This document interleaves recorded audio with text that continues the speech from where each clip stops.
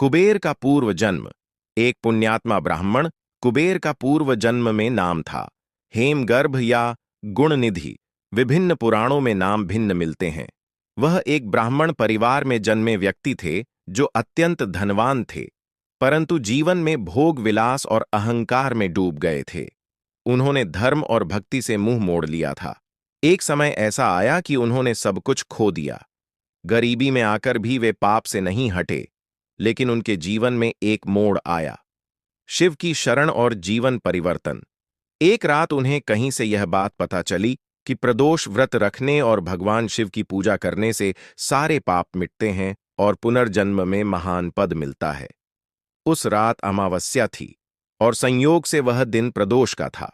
उन्होंने उसी रात भूखे प्यासे रहते हुए भावपूर्वक शिवलिंग पर बेलपत्र चढ़ाए और मन से क्षमा मांगी। हालांकि उनका शरीर कष्ट में था और पूजा पूरी तरह विधिपूर्वक नहीं थी, लेकिन उनकी भावना सच्ची थी। वरदान और नया जन्म। कुबेर के रूप में उनकी अनजाने में हुई सच्ची भक्ति से भगवान शिव अत्यंत प्रसन्न हुए। शिव जी ने वरदान दिया कि अगले जन्म में वह यक्षों के अधिपति, धन के स्वामी और लौकिक सुखों के भोगकर्ता होंगे।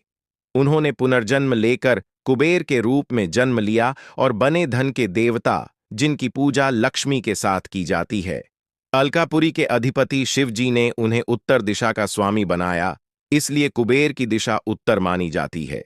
उन्होंने हिमालय की अलकापुरी को उनकी राजधानी बनाया। देवताओं के कोष, रत्न, धन, सुवर्ण और यंत्रों का संचालन उन्हीं के द्वारा हुआ।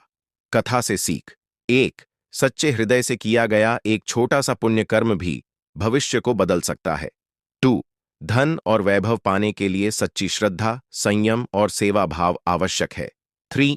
अहंकार छोड़कर विनम्रता अपनाने से व्यक्ति ईश्वरीय कृपा का पात्र बनता है। कुबेर मंत्र धन प्राप्ति हेतु। एयूम यक्षाय कुबेराय वैश्रवणाय धन धान्याधिपतये धन धान्य समृद्धिं में देहि दापय स्वाहा।